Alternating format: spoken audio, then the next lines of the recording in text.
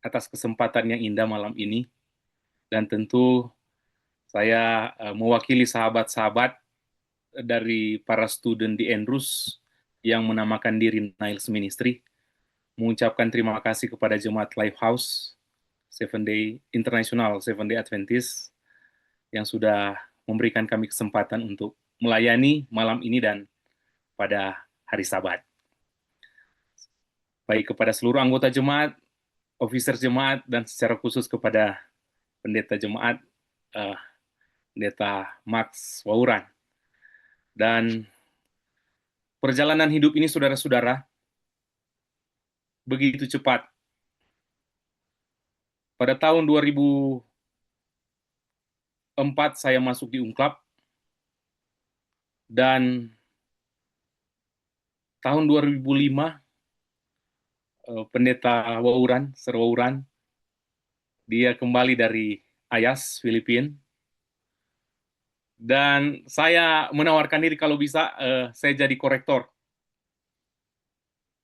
Dan saya diberikan kesempatan untuk menjadi korektor dari Sir. Sejak Sir tiba di Ungklab sampai saya selesai.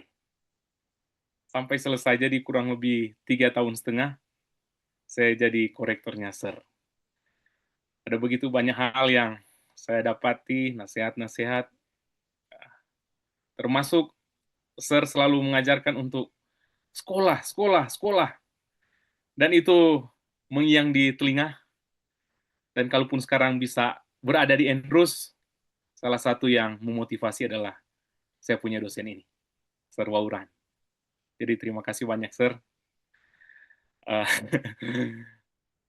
Terpujilah Tuhan yang mempertemukan kita malam ini walaupun lewat Zoom.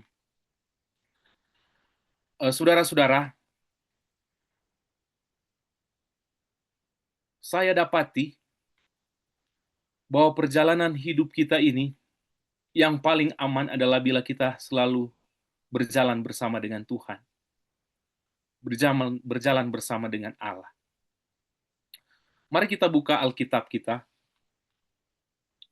yang saya ambil di dalam kitab Kejadian pasal 5. Dalam kitab Kejadian pasal 5, memuat riwayat hidup singkat 10 generasi pertama manusia. Mereka adalah Adam, Set, Enos, Kenan, Mahalalel, Yared, Henok, Metusala, Lamek, dan Nuh. Nah, saudara-saudara, satu aspek yang sangat menonjol dari kehidupan ke-10 orang ini adalah usia yang sangat panjang dibandingkan dengan usia manusia yang hidup belakangan ini. Mari kita lihat. Kita ambil saja contoh manusia pertama, yaitu Adam. Dia mencapai umur 930 tahun, lalu ia mati. Contoh yang lain, manusia yang paling panjang umurnya di muka bumi ini adalah Metusala. Dia berusia 969 tahun, lalu ia mati. Riwayat hidup di dalam kitab Kejadian pasal 5 ini selalu ditulis secara berulang, diawali dengan kalimat, ketika si X mencapai umur sekian ratus tahun, maka ia memperanakan si Y. Dan kemudian diakhiri dengan kalimat, jadi si X hidup sekian ratus tahun, dan ditutup dengan anak kalimat, lalu ia mati. Pola ini saudara bisa baca dalam kitab Kejadian pasal 5, ayat 3, 4, 5, dan seterusnya. Tetapi, pola penulisan ini berubah ketika tiba pada generasi ke-7 nenek moyang manusia yang bernama Henok. Alkitab mengatakan di dalam kitab Kejadian pasal 5 ayat yang ke-21 sampai 24, firman Tuhan berkata, setelah Henok hidup 65 tahun, ia memperanakan Metusala, Dan Henok hidup bergaul dengan Allah selama 300 tahun lagi setelah ia memperanakan Metusala, dan ia memperanakan anak-anak lelaki dan perempuan. Jadi Henok mencapai umur 365 tahun, dan Henok hidup bergaul dengan Allah. Lalu ia tidak ada lagi sebab ia telah diangkat oleh Allah. Ada dua perbedaan utama antara riwayat hidup Henok dan riwayat hidup nenek moyang manusia yang lain. Alkitab mengatakan bahwa Henok hidup bergaul dengan Allah. Kata bergaul ini ditulis sebanyak 2 kali. Apa artinya? Artinya bahwa ini bukan hanya sesuatu simbol atau kiasan, tetapi kata bergaul ini adalah sesuatu yang literal atau sesuatu yang nyata. Karena Henok memang bergaul dengan Allah. Kedua, dalam riwayat hidup Henok tidak terdapat anak kalimat apa, saudara? Lalu ia mati. Kenapa Henok tidak mengalami kematian? Karena Alkitab mengatakan Henok berjalan bersama dengan Allah, hidup bergaul dengan Allah di dunia ini selama 300 tahun, dan perjalanannya tersebut berlanjut sampai di sorga. Saya coba buat referensi. Saya buka di Alkitab bahasa Inggris, baik New King James Version maupun New International Version. Bahasa Inggris menggunakan kata walk. Ada yang gunakan walk with faithfully. Tapi bahasa Indonesia dia gunakan kata berjalan, karena memang bergaul dan berjalan itu punya kemiripan. Untuk cari tahu orang yang akrab, lihat saja dengan siapa dia sering berjalan. Semakin sering orang itu berjalan bersama-sama, maka semakin akrab hubungan mereka. Jadi saudara-saudara, Henok dia berjalan bersama dengan Allah selama 300 tahun. Satu kali di Inggris diadakan sebuah perlombaan untuk menjawab sebuah kuis. Dengan pertanyaannya adalah, manakah jalan terpendek menuju London? Semua pembaca mereka kirimkan jawaban-jawaban, dan semua jawaban itu benar dan menarik. Tapi ada satu jawaban yang terpilih. Jawaban yang terpilih adalah jalan terpendek menuju London bila mana berjalan bersama dengan sahabat akrab, sahabat karib. Mungkin saudara-saudara pernah mengadakan perjalanan, dan perjalanan tersebut saudara bersama dengan sahabat akrab. Perjalanan 1-2 jam rasanya sangat singkat. Coba saudara, ini kebanyakan kita lihat ini orang-orang Manado, orang Somoto, boleh pakai bahasa sedikit ini. Coba saudara ingat, lihat Om Jeffrey Wahongan. Dulu pernah berjalan dengan pasangan ini dia.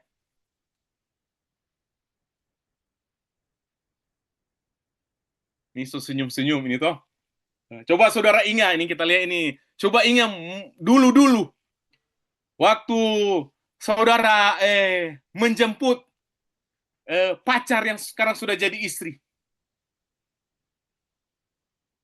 Saya punya pengalaman saudara-saudara dulu waktu ada di sini, istri saya, ada Pinkan ini. Dulu, Sir, kita jemput Pak dia di Pineleng. Pagi-pagi. Baru kita pi ambe, tuh waktu, aduh, apa cepat sekali ini dia. So malam. Wah, memang saudara-saudara, jadi lihat ini. Tak ingat dulu, aduh, ini dia ada senyum-senyum dah ini dia. Aduh, memang. Kita pi ambe dia pagi, martu waktu cepat sekali. Tiba-tiba apa ini so malam. Aduh, tak mesti pulang di rumah. Jadi saudara-saudara, karena ada bajalan dengan trompe pasangan. Coba saudara ingat, lihat semua yang ada buka-buka kamera di sini, so senyum semua ini. Om Vence, Pak Vence, aduh ini tuh memang so senyum-senyum, so jata ingat sendiri ini dia. Denta peser no, seru orang waktu dijemput Pamem. Iya toh, memang. Dan trope Pak Ketua ada di Oto ini dia. Tak cukup waktu. Nah, nggak cukup tuh waktu. Memang nggak ada perasa. Ya. Jadi, ini nanti Jo orang cerita lagi karena ini Sojata ingat tuh nostalgia dulu tuh ini. Lihat. Dan tuh nak ada buka kamera, dorang so tertawa-tertawa sendiri. Betul. Kita cuma ada feeling, walaupun orangnya nak ada buka kamera, mar dorang pendengaran tuh dapat dengar, dorang so mulai senyum-senyum sendiri, dorang di dapat dengar trompe ibadah ini. Dorang mengenang bagaimana waktu masa-masa pacaran dulu. Pi jemput pagi, pulang malam. Dan dari sini kita boleh ambil sebuah kesimpulan bahwa untuk menunjukkan panjang pendek sebuah perjalanan ternyata bukan hanya dalam hitungan kilometer atau kalau dalam Amerika sini berapa miles. Ya enggak. Tapi salah satu penentu panjang pendek sebuah perjalanan adalah siapa yang sementara berjalan bersama dengan kita. Siapa orang di samping kita, siapa yang sementara berjalan bersama-sama.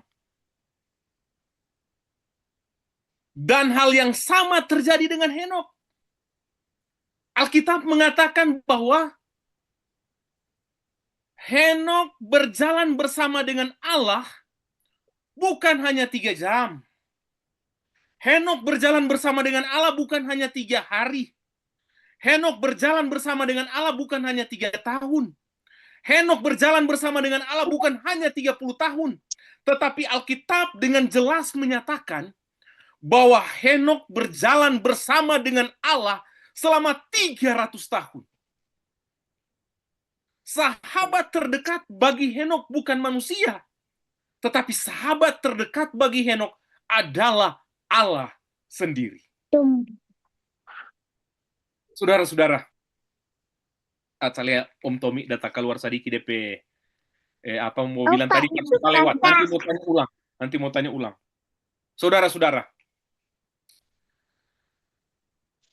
Henokh berjalan bersama dengan Allah 300 tahun.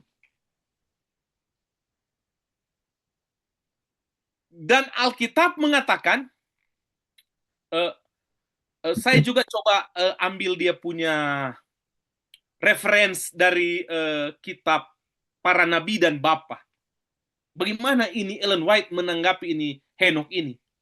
Kemudian saya dapati di halaman 87, Patriarchs and Prophets, dia bilang begini, ketika anak pertama Henokh bernama Metusala lahir, hubungan keakraban antara Henokh dengan Allah meningkat.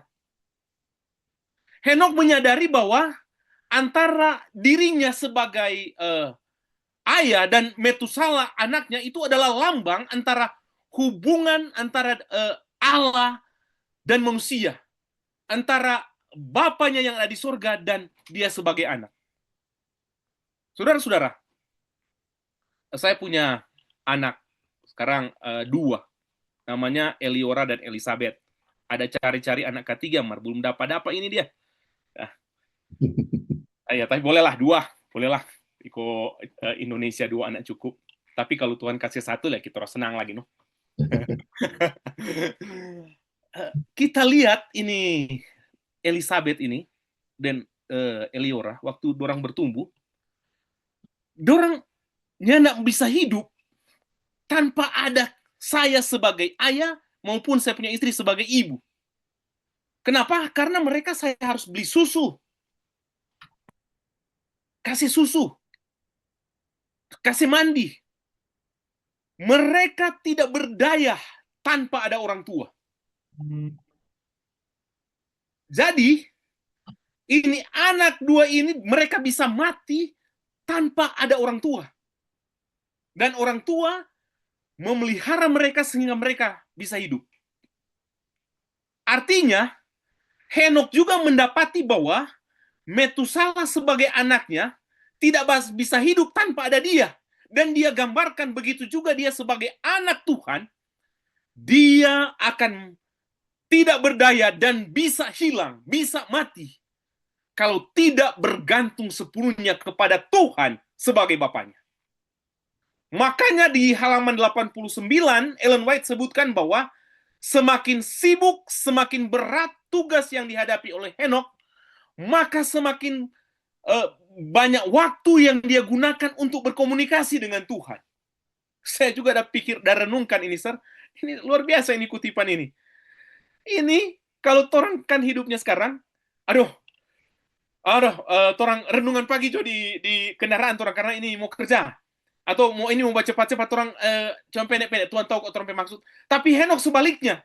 Semakin sibuk dia, semakin banyak pekerjaan yang dia buat, maka semakin banyak waktu yang dia mau gunakan untuk berkomunikasi dengan Tuhan. Jelas sekali DP kutipan itu, Patrice on the Proverbs halaman 89, dia tulis seperti itu. Dan hasilnya, ada hal yang luar biasa saya dapati. Hasil daripada hubungan keakraban antara Henokh dengan Allah, bukan hanya terlihat dari segi dia punya keberadaan, tetapi itu muncul dari segi penglihatan, karena di situ dikatakan bahwa wajah daripada Henokh bersinar, bercahaya seperti wajah yang menyinari Yesus Kristus. Jadi saudara, kita lihat kalau orang dekat dengan Tuhan, selalu berjalan dengan Tuhan, nyendak pusing orang punya kegantengan, kecantikan, penampilan, nyendak pusing. Tapi wajah kita, dia akan bercahaya, bersinar dengan cahaya kemuliaan. Dan itu dinyatakan oleh Henokh. Dia punya wajah bersinar dengan cahaya kemuliaan seperti yang menyinari wajah Yesus Kristus. Saudara pernah lihat satu pribadi, dia dari segi dunia nggak terlalu gagah. Tapi kenapa DP wajah itu sedap sekali jalia? Karena dia bergaul akrab dengan Allah. Dan sebagai hasil persahabatan yang luar biasa ini, selama 3 abad, ya 300 tahun, Allah lihat Henokh. Karena dia bergaul akrab dengan Allah. Allah lihat, Henokh, kamu tidak cocok lagi hidup di dunia yang penuh dengan dosa dan kejahatan. Kamu lebih cocok untuk hidup dan tinggal di sorga. Makanya Henokh diangkat hidup-hidup menjadi manusia pertama di sorga. Saudara-saudara, malam ini saya mau mengajak saudara-saudara. Mari kita ikut teladan dari Henokh. Dia selalu berjalan bersama dengan Allah. Dia selalu mengambil waktu untuk berkomunikasi dengan Allah. Dia selalu mengambil waktu untuk mempelajari firman. Dan itu juga bisa jadi dalam kehidupan kita. Bila Roh Kudus, kita selalu undang Roh Kudus hadir di dalam hati kita. Kita berjalan bersama dengan Tuhan. Maka, ingat, yang akan membawa kita di dalam kerajaan sorga adalah karakter kita. Sifat kita. Apakah karakter kita selaras dengan karakter daripada Yesus Kristus? Dan kalau karakter kita dengan pertolongan Tuhan, pertolongan Roh Kudus, bertumbuh semakin akrab, semakin menyerupai Yesus Kristus. Bila mana Yesus datang kedua kali, kita semua akan masuk di dalam kerajaan sorga.